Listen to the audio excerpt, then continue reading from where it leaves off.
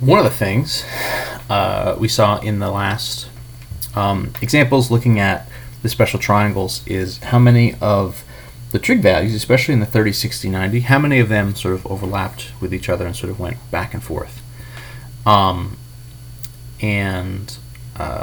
What's happening here in some sense is that we're really just not working with a whole lot of information. We're working with a right triangle, we're working with 3 different side lengths, and we're kind of just combining them in all the different ways we can. And in some sense, there's only 6 different ways that we can actually do a ratio of those side lengths. And so what happens is there's a lot of overlap, especially as we start to sort of mix and match different things together. This leads us to some extra identities and sort of formulas. So there's extra relationships between these trig functions that we can then kind of use to help us solve for different trig values if we don't necessarily have a full triangle picture that we're just sort of starting with. The first one is what we call the Pythagorean identity. This is because it's coming out of identity. It's coming out of the Pythagorean theorem, a squared plus b squared is c squared. I'm not going to do a full proof and breakdown of it, but hopefully I've gained your trust by now and you believe me when I say that the identity goes something like this. What it looks like is the sine of an angle squared, the sine of theta squared, plus the cosine of an angle squared. Part of what's happening here, of course, is these have to be the same angles that we're working with, right? It would have to be a 30 and a 30, a 45 and a 45, right? A 60 and a 60, 90 and 90, something like that. But if you have sine and cosine of the same angles, if you square both of the results, so in theory each of those would be fractions, right? Square them and add them up, what you're always going to get when you add them up is 1. So again, this is sort of coming out of our Pythagorean theorem. You can sort of do a breakdown and sort of make these connections, but just for the sake of time, I'm going to sort of skip the connections. One thing that's a little bit unique notation-wise, so with sort of proper notation, you might say, well, what the heck is wrong with the notation we just did? And I would say, well, nothing wrong with it. But when we square or otherwise just raise a trig function to a power, what we're going to do is instead of having to use parentheses the whole time, we don't want to just drop the parentheses because then it would kind of look like the angle is getting squared. So the squaring is the whole sine function that's getting squared. So what we kind of write is sine squared of theta. So we sort of throw the square on the sine and the cosine. So it looks like that, and the idea is the whole thing is equal to 1. So sort of with that proper notation, that's what this is going to look like. The other identity we have is, so of course we have our reciprocal identities. I'll just kind of lay these out here, just so we have these all in kind of one place, right? So that's the sine of theta is equal to 1 over the cosecant of theta. Also sort of run the other way, which I guess is how we've been using it, is cosecant of theta is 1 over the sine of theta. That reciprocal relationship kind of goes in either direction. Cosine of theta is going to be 1 over the secant of theta, which means then, of course, as we've been doing, secant is going to be 1 over the cosine. And then tangent, same thing. Tangent is 1 over the cotangent. And cotangent itself, as we've been doing it, is 1 over the tangent. The other identity we can do is it's not really a reciprocal, but it's sort of a fraction identity. I'm actually not sure what you would call it. The one connection here that's not particularly obvious is a connection between sine, cosine, and tangent. And so that connection is that the tangent of theta is actually equal to the sine value divided by the cosine value. So sine, cosine, and tangent we think of as the big 3, but tangent we can actually get from sine and cosine together. Tangent can be thought of as sort of a combination of sine and cosine. So sine and cosine kind of give us enough information to get a tangent value, and then once we know all 3 of those, we can flip them and get the reciprocals. So the big 3 in some sense is really the sort of even bigger, more important 2.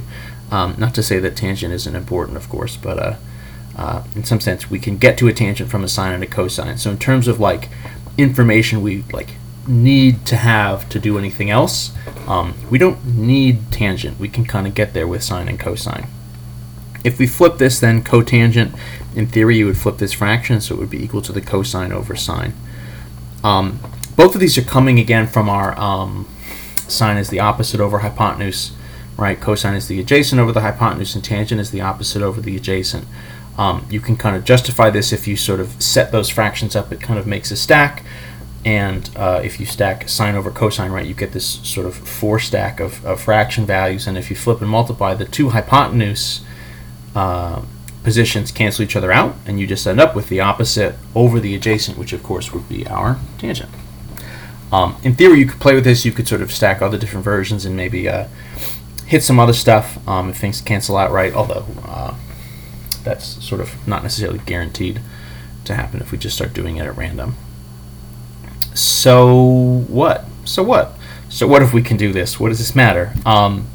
So why this matters in particular, because so like this guy and this guy together mean, right, so our Pythagorean identity means that like so if you have a value for sine of theta or cosine of theta, you can find the other. So using this sort of sine squared plus cosine squared as one. Let me give you an example. So let's say sine of theta is like 4/7. So okay, it's a fraction, it's less than 1, could be anything. So let's find cosine of theta. So there's two things we can do. I'll use the Pythagorean identity first because that's what we just learned, so probably that's what we should use. But one thing that we can kind of always do in a pinch, or at least we can usually do, is try to bring this back to our right triangle perspective and get a little bit of a drawing going to make these connections work also. So the identity is, right, sine squared plus cosine squared equals 1. So if I start to just sub this stuff in, what that means for us is, well, sine was 4/7. If I square it, plus cosine squared theta equals 1. So 4/7 squared, that's going to be just like 4 squared is 16 over 7 squared is 49, plus cosine squared theta equals 1. So I get this just sort of somewhat interesting looking fraction situation. I'm going to just subtract this over to the other side, right? I'm just trying to solve this for cosine, just doing kind of regular algebra moves. I'm not trying to do anything that's like super fancy. I'm getting these kind of semi-awkward values. So cosine squared of theta is going to be, right, so 1 minus this 16 over 49. What I need to do is essentially just say, okay, well 1 would really be, right, to subtract this as a fraction. I'm going to have to do some common denominator stuff, but 1 is of course the nicest possible thing we could work with. 1 would just be 49 over 49, and that would be that. No issues.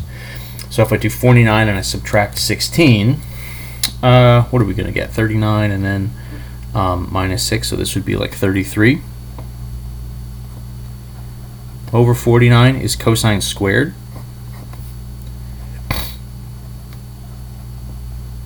I'll just sort of write this out so they're right next to each other. And so then what that means is cosine of theta should be the root of 33 over 49, but then of course I can split the root top and bottom, and the 49 originally came because we squared a 7. So I'm going to end up with root of 33 over 7 for my cosine value. So that was sort of when the sine value was 7 over 4, I can sort of get this cosine value is root 33 over 7. So I can sort of use that Pythagorean identity to sort of get from a sine value to a cosine value. And then from there, what I can do is I can sort of evaluate all of the other trig functions. I can obviously flip sine and cosine.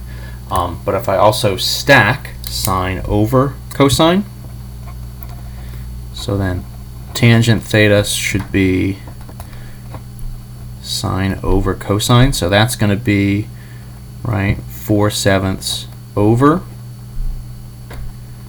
root 33 over 7. Let me shift this up. We're kind of quickly running out of space. So this would, of course, be, right, 4/7 times 7 over the root.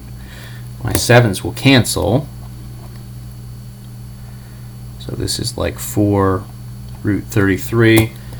Got to rationalize. Root over root, so I get this 4 root 33 over 33. So even just starting with sine, I can use my sort of Pythagorean identity to get to cosine, and then from there I can sort of stack it and get to a tangent.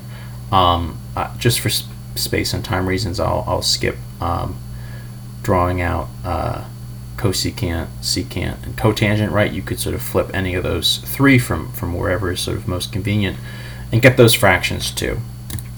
So this is pretty handy, right? You can imagine if you just started with sine and cosine, this would be even faster. You just sort of stack these and go. The other thing I'll note, just as a tiny little piece down here at the bottom, I'll see if I can squeeze this in. So if sine of theta is 4/7, sine of theta is supposed to be, right, the opposite over the hypotenuse. So one thing I could do, if I don't want to do kind of the algebra of dealing with squaring these fractions, you can essentially do a little bit of a visualization. You can do a little bit of a drawing. If we just sort of draw a generic right triangle, right? If I put my theta down here in the corner, that's kind of been our go-to place. So the opposite side would be the 4 would be here, right? The hypotenuse would be the 7 would be here. So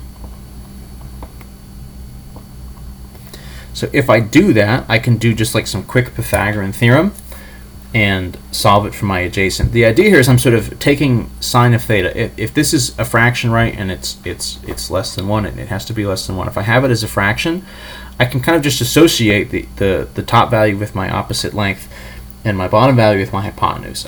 Unless I'm specifically dealing with some sort of real world example and this is a reduced version of what I would get or something, right? But if I can just sort of draw a generic triangle to represent this and then just use that to sort of solve this, I can kind of always do this. This means I can then do, right, a squared plus b squared plus, or I'm sorry, equals c squared stuff.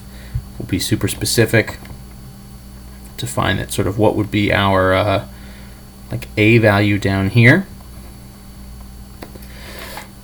Should be that root 33, right? 4 squared is 16 plus this sort of a squared would equal this 7 squared is 49. So we're going to end up doing the same kind of math that we did up here, right?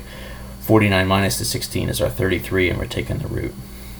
So I can find that missing sign, and then I can do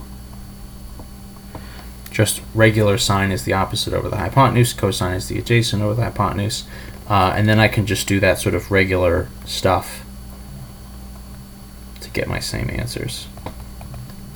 Then continue. So we have these identities and we can kind of use them. So this allows us to sort of be given a little bit less information, but still find all the missing values. Again, we didn't officially sort of lay out and show secant, cosecant, and cotangent, but you could flip any of the three that we just found and get to those without any issues. So you can do this either with this Pythagorean identity, the sine squared plus cosine squared is 1, and then use tangent is sine over cosine, or you can sort of just draw a picture, get your opposite, adjacent, and hypotenuse, and then just sort of build it from there like we were doing before. Either of those things work, and they're both legit.